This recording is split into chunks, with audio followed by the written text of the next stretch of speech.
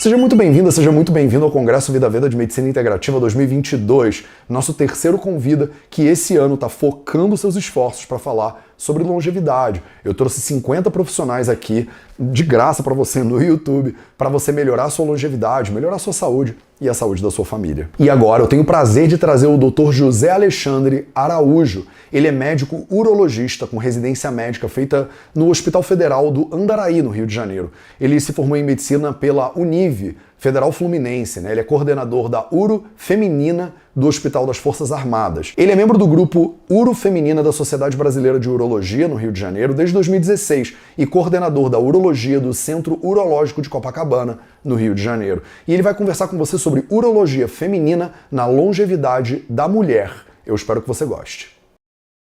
Olá, pessoal. Bom, eu sou José Alexandre Araújo, sou urologista. Faço a parte de urologia feminina já há mais ou menos 8 anos. Comecei a fazer a urologia feminina no Hospital Federal do Andaraí, no Rio de Janeiro. Trabalho no Hospital Federal do Andaraí.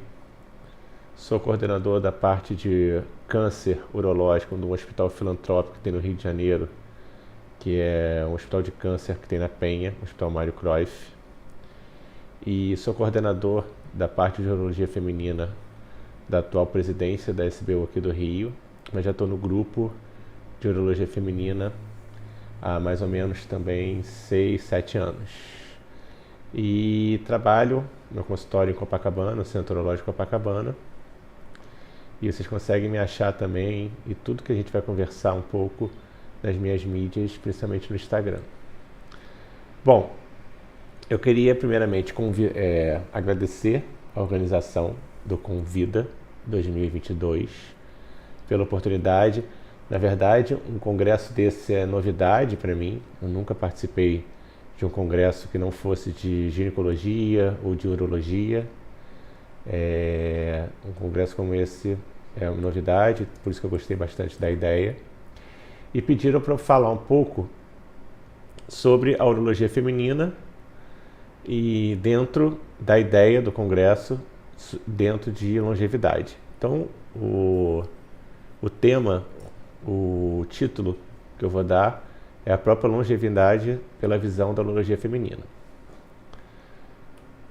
Bom, a urologia feminina, existem os principais temas que a gente fala, que são a incontinência urinária de esforço, que é quando a mulher tosse, espirra, pula, às vezes ao levantar da cadeira ela perde urina. Tem a incontinência urinária de urgência, que é aquela que a paciente tem que sair correndo em um determinado momento, senão ela acaba perdendo urina, ela faz xixi na roupa, ou às vezes ela não faz xixi, mas dá uma vontade desesperada ela fazer xixi, ela tem que ir ao banheiro. Infelizmente, às vezes as coisas podem piorar, então tem mulheres que têm incontinência urinária de esforço e incontinência urinária de urgência, que é chamada incontinência urinária mista, as duas juntas. Além disso, a gente tem as infecções urinárias de repetição nas mulheres, que também é muito comum, nós vamos ver um pouquinho mais à frente. Nós temos os prolapsos pélvicos, que é quando a bexiga sai pela vagina, é conhecida bexiga arriada ou bola na vagina, que também é comum nos nossos consultórios de urologia feminina. Temos, infelizmente, a dor pélvica crônica, que tem relação direta com uma inflamação crônica na bexiga, que infelizmente não tem cura. A gente vai ver um pouquinho também mais sobre isso à frente. E por último eu vou falar sobre a atrofia da vagina, atrofia vaginal pós-menopausa, que é uma coisa que atinge 70% a 80% das mulheres quando elas entram na menopausa e que de alguns anos para cá alguns tratamentos novos apareceram com ótimos resultados. Bom, falando um pouco de incontinência urinária por bexiga hiperativa, para vocês entenderem melhor o que eu falo para os pacientes, é como se fosse uma bexiga nervosa, é aquela bexiga descontrolada, é uma urgência que, como eu falei agora há pouco, a mulher sente de forma súbita, tendo que ir várias vezes por dia ao banheiro e à noite também. É aquela paciente minha que quando vem no consultório, ela sabe aonde que tem banheiro em toda a redondeza, desde que ela sai de casa até o consultório, porque a qualquer momento ela tem que ir ao banheiro. É aquela paciente que não consegue ir ao cinema, fica 2 horas e meia assistindo um filme, que ela vai sair no meio da sessão para ir ao banheiro. É a paciente que não consegue ficar 1 hora e meia dentro de um transporte sem ter um absorvente ou uma fralda, porque ela sabe que ela vai perder urina. Só que nessas pacientes, a gente sempre pensa em bexiga hiperativa, bexiga nervosa é um diagnóstico clínico. Geralmente a gente não precisa fazer nenhum exame para fechar o diagnóstico. Só que em mulheres, principalmente acima de 40 anos, a gente tem que descartar algumas alterações da bexiga, como cálculo na bexiga, como câncer de bexiga e infecção urinária também, porque todas essas podem deixar a bexiga mais ativa. Existe a bexiga hiperativa seca, que é aquela que a paciente não perde urina, mas a gente acha que em algum momento da vida ela vai começar a perder, e a bexiga hiperativa úmida, que é aquela que a paciente geralmente usa algum tipo de proteção, seja um absorvente, seja uma fralda ou um fraldão, porque ela perde urina o tempo todo. Bom, além dessa bexiga hiperativa, nós temos a incontinência urinária de esforço, que é aquela quando a mulher tosse, espirra, pega peso, perde urina. É aquela quando a mulher está fazendo sexo com parceiro ou parceira, qualquer esforço perde urina. E tem aquelas pacientes que perdem os mínimos esforços, que é quando levantam da cadeira, já perde urina. Então principalmente os mínimos esforços, tem que andar com proteção o tempo inteiro, até a gente tentar fazer algum procedimento para melhorar, e aí no caso cirúrgico, para melhorar essa paciente. A gente vai conversar mais um pouquinho a respeito disso mais à frente. E como eu falei também logo no início, tem a incontinência urinária mista, que é a junção da bexiga hiperativa com a incontinência urinária de esforço, que aí o tratamento fica muito mais complexo, já que a gente vai ter que tratar as duas coisas geralmente no mesmo momento. Bom, a prevalência de incontinência urinária, seja por urgência ou por esforço, vai aumentando com a idade. No gráfico aqui que vai aparecer para vocês, a partir dos 40 anos de idade, cerca de 35% das mulheres vão ter algum tipo de perda urinária, e isso vai aumentando ao longo da vida. Então a gente sabe que 1 a cada 3 mulheres vão ter perda urinária ao longo da vida e vão permanecer com essa perda urinária caso elas não procurem algum tipo de tratamento. Bom, uma coisa importante é a gente saber diferenciar a bexiga hiperativa da dor pélvica crônica, da bexiga dolorosa que leva à dor pélvica crônica. A bexiga hiperativa, a bexiga nervosa, que leva a mulher a procurar o banheiro várias vezes, não causa dor. Ela vai ao banheiro, faz o xixi, seja em pouca quantidade ou grande quantidade, mas não causa dor. E a bexiga dolorosa, a dor pélvica crônica, derivada da dor da bexiga, não leva à perda urinária. Ela não tem incontinência urinária. Esse é um diagnóstico diferencial importante que a gente sempre pergunta, tenta buscar nas pacientes. Bom, a causa da bexiga hiperativa geralmente é uma alteração tanto muscular quanto nervosa da bexiga.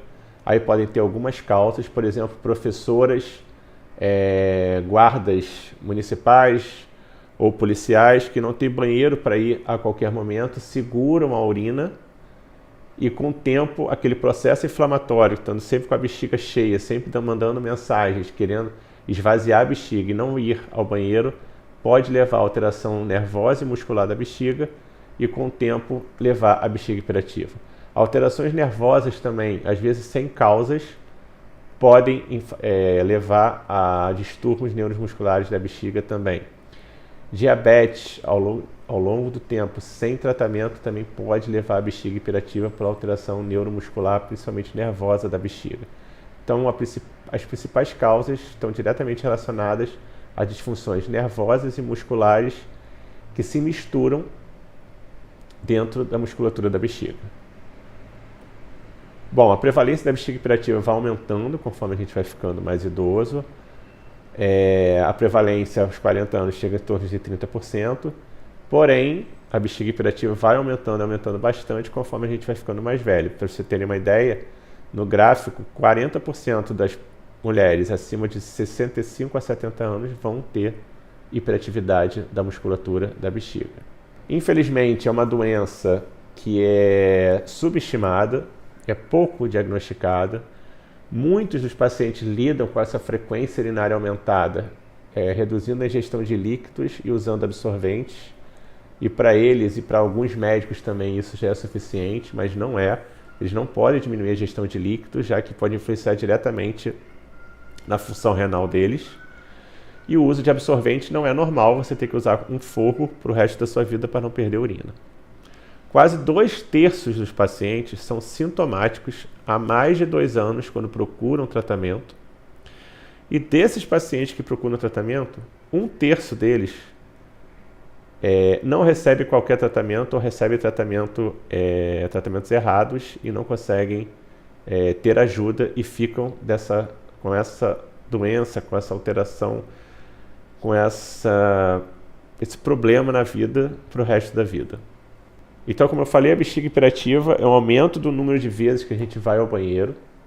Bexiga hiperativa com incontinência quando a gente perde urina. Para vocês terem uma ideia, por definição, homens e mulheres que vão no banheiro mais do que 8 vezes por dia, a gente fecha o diagnóstico de bexiga hiperativa depois que a gente exclui infecção, cálculo, a própria tuberculose urinária que existe. Depois que a gente afasta tudo, a gente fecha como bexiga hiperativa.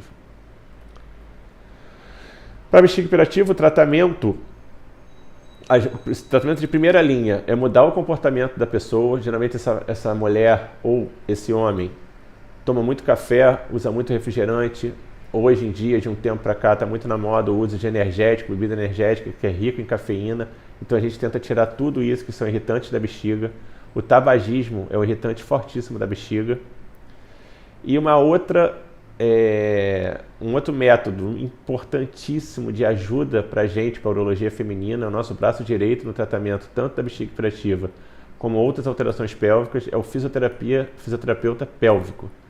Como eu falei, é o nosso braço direito e a gente acaba encaminhando a grande maioria dos pacientes dentro da urologia feminina para o urologista, para o fisioterapeuta pélvico, que vai nos ajudar bastante. Então, o tratamento de primeira linha para bexiga hiperativa é medidas comportamentais e fisioterapia pélvica. Quando o paciente está muito, tem muita sintomatologia da bexiga hiperativa, a gente muda o estilo de vida, encaminha para o fisioterapeuta pélvico e começa a medicação para esses pacientes. Quando a medicação não resolve junto com as medidas comportamentais de fisioterapia, aí a gente já parte para um tratamento como se fosse cirúrgico. A gente não tem que, de forma leiga, cortar nada. Hoje em dia a gente trata esses pacientes com toxina botulínica, que é o Botox, que a grande maioria das mulheres usam na testa para não ter as ondinhas da testa. E a resposta à toxina botulínica é muito boa, as mulheres melhoram e as que respondem ficam sem sintomas de 6 meses a mais ou menos 1 ano, tendo que refazer a cada ano mais ou menos a toxina botulínica, e a resposta é muito boa. Esse é o principal tratamento que a gente faz. Existe a neuromodulação sacral, tem alguns urologistas que já fazem isso pelo Brasil inteiro, só que o custo para a gente aqui ainda é muito caro. Mas a resposta também é muito boa, tão boa quanto a toxina botulínica. Bom, saindo da bexiga hiperativa, indo para a incontinência urinária aos esforços, que nos consultórios é tão comum quanto a bexiga hiperativa.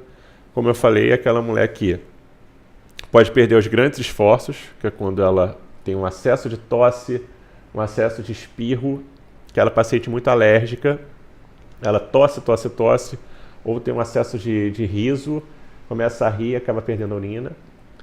Isso é os grandes esforços. Tem aquelas pacientes que perdem os médios esforços ou aos mínimos esforços. Aos mínimos esforços são aquelas mulheres que, ao levantar da cadeira, acabam perdendo urina. O tratamento, de forma bem simplista, é a fisioterapia pélvica, quando é aquela paciente que perde só os grandes esforços, ou cirurgia, onde na cirurgia a gente coloca uma tela, não é para suspender o canal da urina, a uretra, não é para levantar, suspender, nada disso, é para reposicionar essa uretra na posição anatômica dela, já que a grande maioria dessas mulheres tem uma uretra com uma fragilidade muscular, como se a uretra tivesse mais frouxa, a musculatura que segura a uretra tivesse mais frouxa, e essa tela vai escorar ela para a posição anatômica dela. E a taxa de resposta com essa cirurgia chega a mais ou menos 90%. É uma cirurgia que já se faz há mais de 20 anos, com alta taxa de sucesso e baixíssimos efeitos colaterais. Essa aqui na figura são as formas de colocar a tela. A gente coloca a tela ao redor da uretra, saindo perto do púbis ou saindo perto da parede vaginal. Bom, mudando de infecção urinária de repetição de bexiga hiperativa, se não for mais comum, briga com a bexiga hiperativa nos consultórios, a infecção urinária na mulher, a cistite. A cistite simples por si só acomete a grande parte das mulheres, muito mais comum em mulheres do que homens. Homem, quando tem cistite, a gente tem que investigar esse homem, porque não é normal o homem ter infecção urinária baixa, nem alta, quando chega ao rim. Metade das mulheres ao longo da vida vão ter infecção urinária. Dessas mulheres, 30 terão até os 25, 30 anos de idade. E a faixa etária mais comum de infecção urinária está diretamente relacionada à atividade sexual. Então, hoje em dia, vai do final da adolescência até mais ou menos a 4ª ou 5ª década de vida. A cistite são todos aqueles sintomas, podendo ter urgência, que é a vontade súbita de fazer xixi o tempo inteiro, dor ao fazer xixi, pode ter sangramento na urina, pode ter retenção da urina pelo edema que faz na uretra, e dor no baixo ventre ou dor no pé da barriga, que eu falo para os pacientes entenderem melhor. Se quando a paciente chega para a gente falando que está só com odor na bexiga, o xixi dela, não odor na bexiga, odor na urina, quando só a urina dela está com cheiro forte, se for esse o único sintoma, a gente não trata. Eu falo para ela beber mais líquido, que a urina dela, o cheiro vai melhorar. Tá? Mas se tiver qualquer um desses outros sintomas, a gente já está autorizado a tratar essa paciente sem qualquer exame. A gente passa o antibiótico e se ela não voltar, acabou o problema. Porém, existe a cistite de repetição. O que é a cistite de repetição? É aquela infecção urinária na bexiga e na uretra que acontece 2 ou mais vezes em 6 meses, 3 ou mais vezes em 1 ano, ou aquela infecção que a gente acabou de tratar e 3, 4 semanas depois essa paciente volta para a gente com nova infecção. Isso a gente fecha o diagnóstico de cistite de repetição. Na cistite de repetição, não adianta a gente ficar passando só antibiótico. Se a gente não achar a causa dessa cistite de repetição, essa paciente vai acabar voltando, vai mudando de urologista, muda de ginecologista, fica pulando de galho em galho e não resolve a vida dela. As principais causas de infecção de repetição na mulher são a baixa de estrogênio vaginal, que acontece principalmente e depois da menopausa, constipação crônica, porque ela vai mudar toda a flora bacteriana, principalmente se ela ficar com muitas fezes na ampola retal. Então isso influencia diretamente na microbiota da vagina dela e da uretra. Pacientes mais idosas, pacientes diabéticas descompensadas, que têm resíduo miccional. O que é isso? Ela vai urinar, vai fazer xixi, não consegue esvaziar sua bexiga, fica sempre um pouco de urina dentro da bexiga, que ali vira um meio de cultura, e toda hora ela vai ter infecção, porque a bexiga dela está sempre com urina represada ali dentro, que ela não tem mais força para jogar xixi para fora. Eu falo para minhas pacientes que uma paciente de 80 anos, ela atravessa a rua muito mais devagar do que uma de 60, do que uma de 40. Então a bexiga dessa paciente de 80 está muito mais fraca do que a bexiga da minha paciente de 60 e do que a de 40 anos. Então isso é uma causa importantíssima de infecção urinária de repetição nessas pacientes mais idosas. A baixa ingesta de líquido, que é conhecida por todo mundo, quanto menos xixi a gente produzir, menos a gente vai lavar a via urinária, mais chances de ter bactéria acumulada ali e levar a infecção. Eu falo baixa ingesta de hídrica e não só de água, não. Na verdade, baixa ingesta de líquido, porque não precisa ser só água, pode ser qualquer líquido mais saudável possível para ter um fluxo urinário decente, com a cor da urina estando mais próxima da água possível. Quanto mais amarela, mais líquido essa mulher ou até esse homem precisam beber. E o outro, que é muito importante, importantíssimo na verdade, é a cistite de repetição ligada ao ato sexual. E aí nesse caso, eu preciso saber toda a parte sexual dessa mulher, posições que ela faz sexo, número de vezes que ela faz sexo com parceiro ou parceira, Se ela faz sexo anal, se o pênis do marido é lavado entre o sexo anal e o vaginal, porque isso tudo influencia e isso aumenta muito a chance dela ter infecção. Outra coisa que é importante, a forma que o pênis entra na vagina, se esse pênis tiver um atrito muito grande na uretra dela, esse atrito leva a uretrite e, consequentemente, cistite. Então, essa parte sexual toda, a gente conversa bastante, porque influencia diretamente. Mulheres que fazem sexo uma vez por semana, ou que os maridos trabalham longe, às vezes elas ficam sem fazer sexo 15 dias, 21 dias, quando eles voltam já tem uma certa atrofia vaginal por falta de uso mesmo sexual e aumenta muito a chance dela ter infecção urinária porque ela diminuiu a frequência sexual dela. Então isso tudo acaba que a gente conversa e tenta chegar a um bom senso para tentar melhorar isso tudo. Então nesse slide aqui, na vida real, de 20 a 50 anos, a principal causa de cistite e repetição é o sexo. De 50 a 70 anos é o sexo e a atrofia vaginal por causa da menopausa. E pacientes acima de 70 anos, aí a gente já ficaria com a atrofia vaginal e a bexiga hipocondrática, aquela bexiga que acaba acumulando urina, porque ela já está fraca e acaba virando um meio de cultura para as bactérias. E aí a gente tem que levar essa paciente aos métodos para evitar a infecção urinária, que aqui tem a lubrificação vaginal, que é importante que ela faça do início ao fim. Não adianta ela lubrificar a vagina no meio do ato sexual, tem que ser do início ao fim, porque, como eu falei, o atrito do pênis na entrada, embaixo da uretra, é causa de uretrite e cistite. A gente tem que lembrar também que, às vezes, o tamanho do pênis não é compatível com o tamanho da entrada da vagina, da vulva, e aquele pênis acaba machucando e o atrito fica sendo muito maior mesmo quando lubrificada. E para essas pacientes a gente fala para elas usarem dilatadores vaginais. Esses dilatadores vaginais deixam a vagina, não deixam que ela volte ao tamanho reduzido dela, deixa ela sempre num tamanho onde o pênis, quando penetrar, o atrito não vai ser tão grande. As pacientes com constipação, eu sempre peço para elas procurarem um nutricionista, nutrólogo, um gastroenterologista para nos ajudar ao tratamento, e a gente passa muito probiótico para essas pacientes, para melhorar tanto a constipação quanto a flora vaginal. Hoje em dia, aqui no país, nós já temos probióticos já preparados, prontos para comprar, porque até bem pouco tempo atrás eu tinha que mandar manipular, e cada farmácia de manipulação tinha uma fórmula diferente. Então, hoje em dia, com esses probióticos já prontos das empresas, nos ajuda bastante. Uma outra forma que a gente usa bastante são as vacinas, são comprimidos que aumentam a imunidade da bexiga.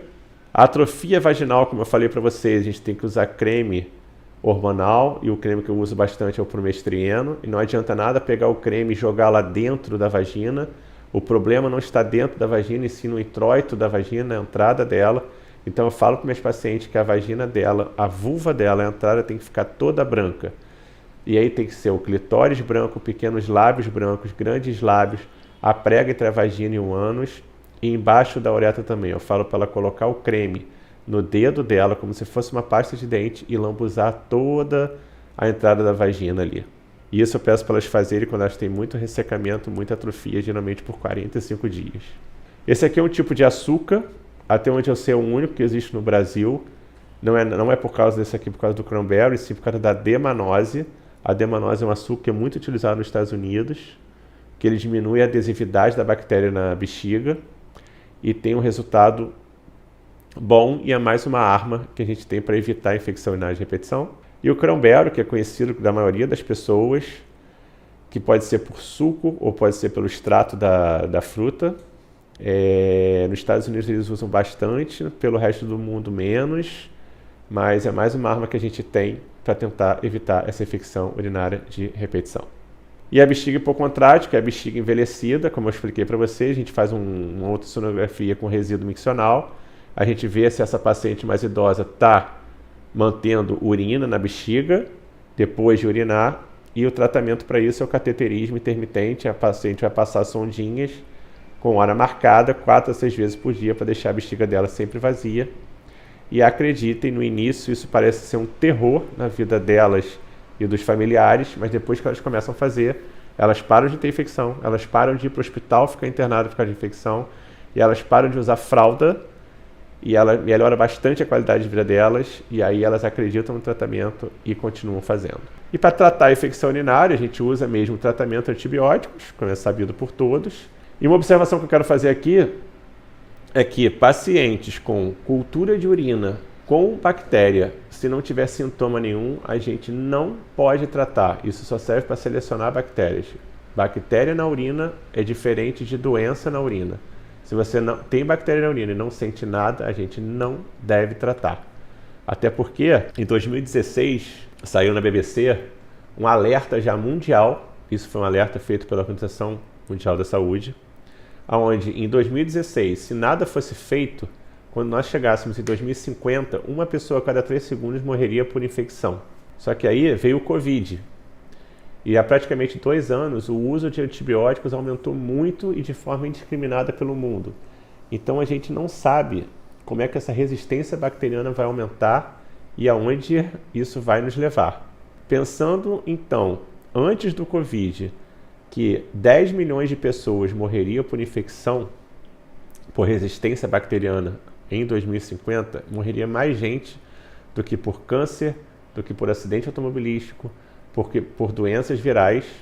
Agora então com o Covid, imaginem como isso vai piorar.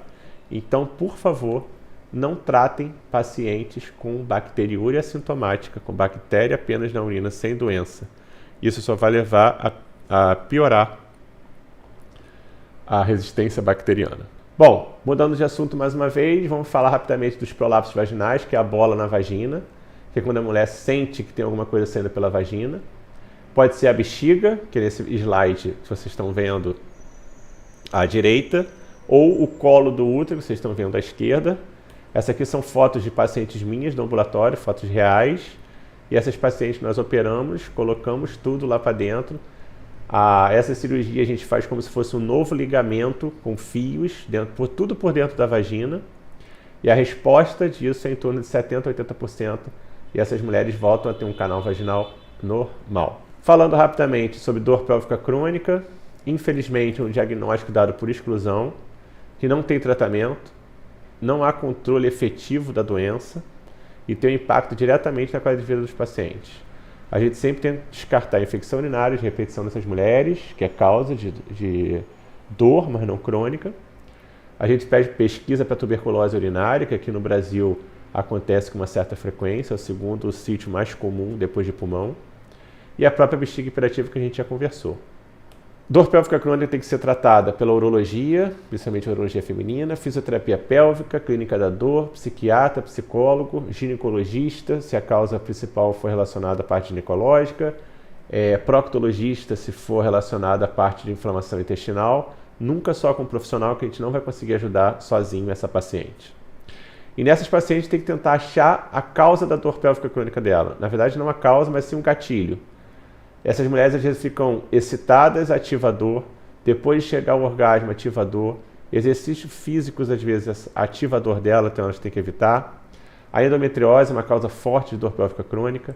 Pacientes constipadas ou pacientes que têm diarreia por inflamação crônica intestinal pode ativar dor.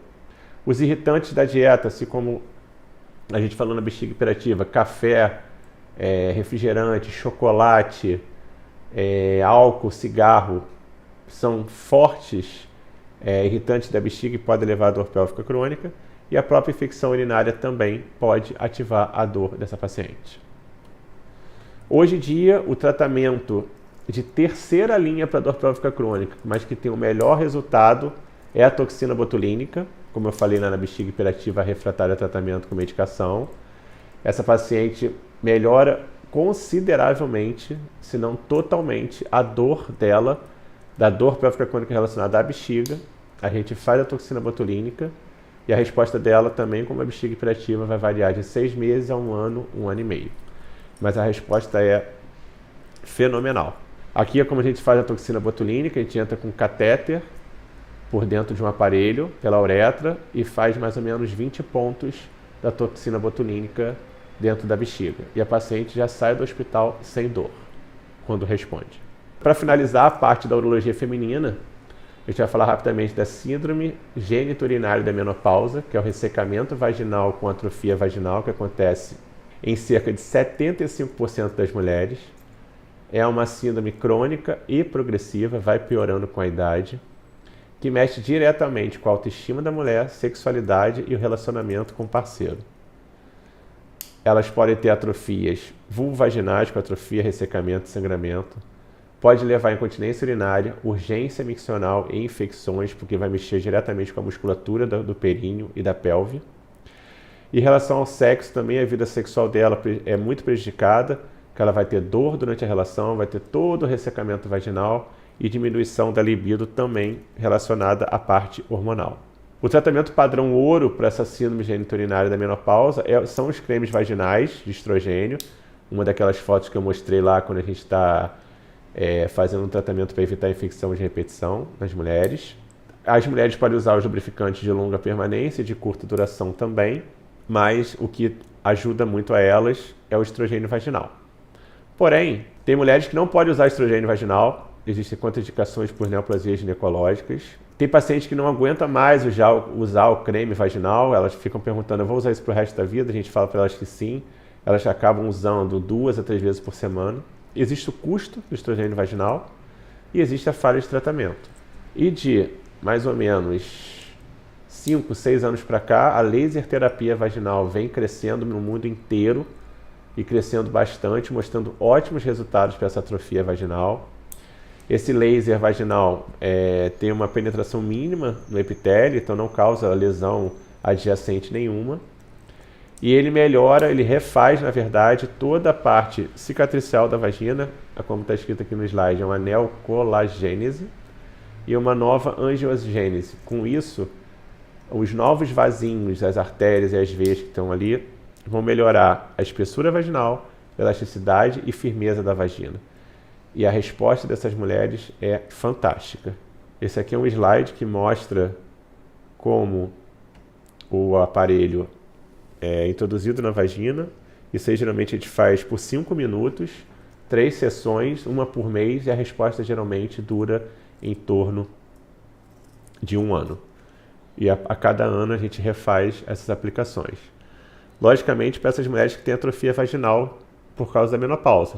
Tem as mulheres que têm atrofia vaginal, que é muito pior pelo uso de radioterapia e braquiterapia, que prejudica, praticamente acaba com a vagina delas, elas não conseguem fazer sexo, às vezes elas não conseguem fazer nenhum toque para ser examinada. E o laser vaginal, de forma mais, não é mais intensa, mais frequente, aí a gente tem que fazer 3, 4, 5, 10 sessões, vai melhorando muito também o canal vaginal dessas mulheres. Bom, como conclusão da parte da urologia feminina, eu acho que nós, médicos, fisioterapeutas e todos que mexem com saúde, temos que estar sempre abertos a todas essas tecnologias que eu mostrei, porque a gente tem tudo para ajudar bastante essas mulheres, homens e mulheres, no caso da urologia feminina. E a gente tem que ter em mente também que hoje está acontecendo uma epidemia do envelhecimento. A população está ficando cada vez mais idosa, está morrendo cada vez com mais idade, e a gente tem que tentar sempre buscar o máximo possível o bem-estar dessas mulheres e homens também. Hoje elas procuram academia para se fortalecer, para ter uma qualidade de vida boa, e na parte sexual também. Bom, isso é que eu queria falar com vocês a respeito da urologia feminina. Como urologista, eu acho que eu tenho a obrigação de falar algumas coisas relacionadas a câncer. Então eu vou dar uma pincelada rapidamente nos principais cânceres que tem na parte urológica. Câncer de próstata, que é conhecido por todos. A grande maioria dos pacientes com câncer de próstata, eles são assintomáticos, eles não vão sentir nada, e quando sentir o câncer, a gente não vai conseguir mais ajudar esse paciente. Câncer de próstata, o segundo câncer mais frequente em homens, na verdade é o mais comum, se a gente esquecer câncer de pele.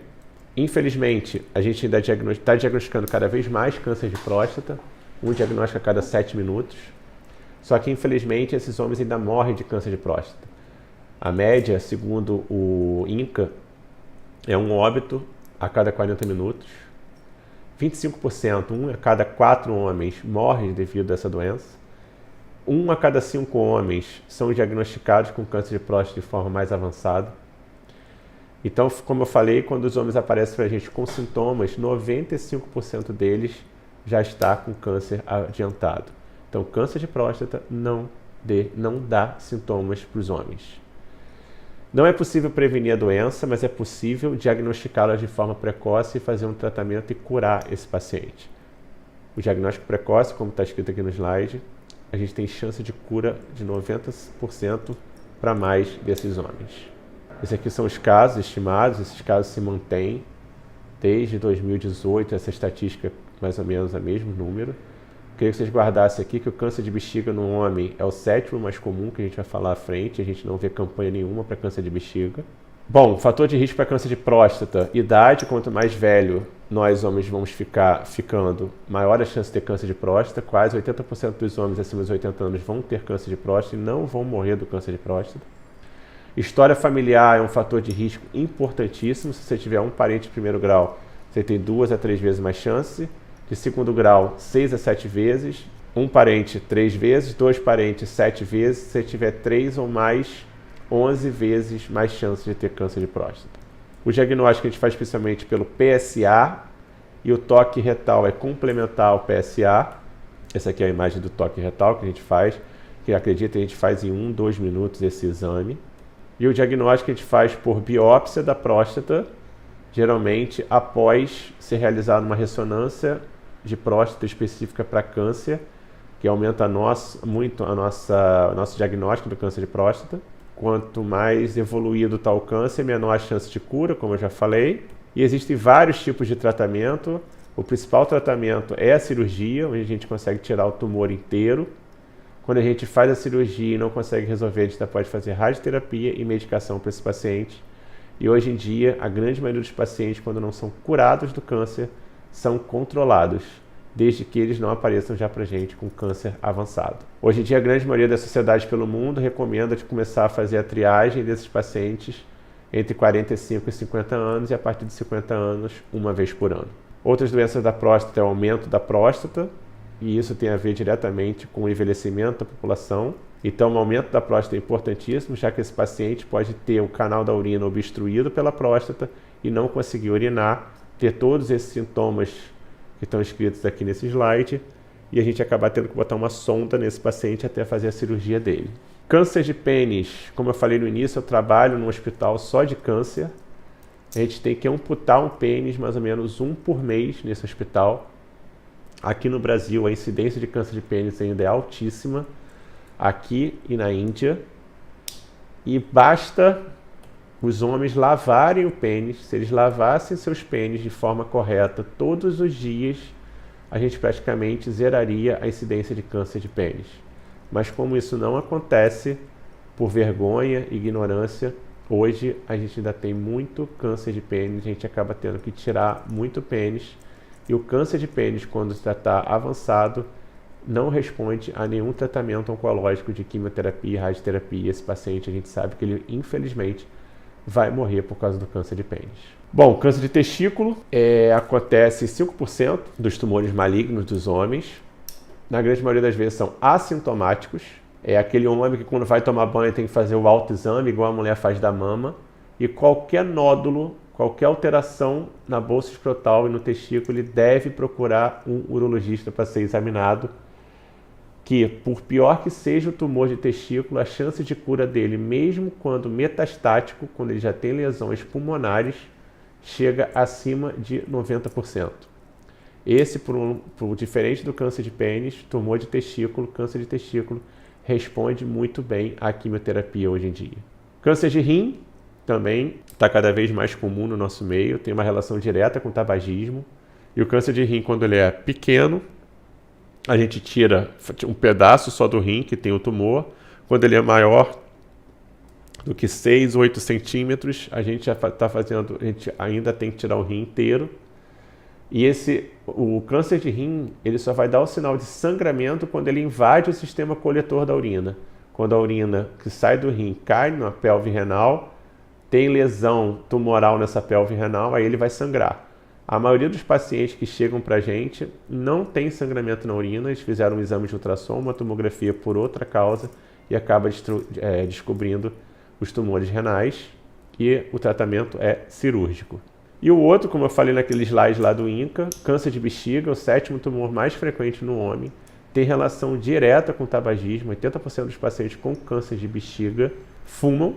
E quando o câncer de bexiga é pequeno, a gente consegue tirar ele por dentro da bexiga, mas quando ele já está em médio tamanho para grande, já está para fora da bexiga, o tratamento principal é a retirada inteira da bexiga ou fazer quimio e radioterapia, mas aí a sobrevida do paciente já diminui bastante.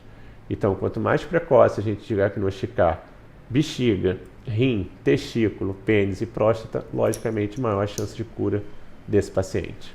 E para finalizar, cálculos renais. Existem cálculos renais de 2 milímetros, mas existem cálculos renais que chegam a 10, 12, 15 centímetros, que vão moldar todo o nosso rim, que são chamados cálculos coraliformes. E hoje a principal forma de tratamento desses cálculos é de forma endoscópica. Dificilmente hoje em dia a gente tem que abrir um rim para tirar um cálculo. A gente faz tudo com uma fibra laser, a fibra que mede o diâmetro dela em torno de 1 a 2 milímetros. A gente consegue dissolver a maioria dos cálculos. Quando a gente não consegue fazer com laser, a gente entra por uma parte do rim atrás do rim com um aparelho também que a gente dissolve os cálculos maiores e a taxa de sucesso é muito grande. A principal causa de cálculos renais é baixa ingesta de líquido, alta ingesta de sódio, de sal e refrigerante. O tipo de açúcar dos refrigerantes, independente de ser refrigerante zero, light ou normal, também aumenta muito o índice de cálculo renal. E a principal forma de evitar é aumentar o máximo possível a ingesta de líquidos saudáveis, seja água de coco, sucos, principalmente sucos cítricos, que vai fazer aumentar o fluxo urinário e você diminuir muito a chance de reter areia e essa areia virar um cálculo. Bom, quero agradecer muito a organização do congresso. Como eu falei no início, é uma coisa nova, estar falando para um congresso de não urologistas e não ginecologistas. Desejo sucesso ao congresso. Essas aqui são as minhas mídias sociais, no Instagram Dr. José Alexandre Araújo e Centro Urológico Copacabana. Perguntas, comentários, fiquem à vontade de acessar, que na grande maioria das vezes eu consigo responder a todos.